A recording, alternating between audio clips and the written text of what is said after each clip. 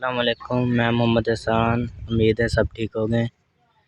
देखिए, पिछली वीडियो में इस कॉलम की शटरिंग दिखाई थी आपको जब ये तैयार हो रहा था। अब ये तैयार होकर मुकम्मल हो चुका है। अब इसको ऊपर लगानी है दूसरी मंजिल की छत। तकरीबन इसकी हाइट 25 फीट है। इधर दूसरी मंजिल की शटरिंग फाइनल हो चुकी है।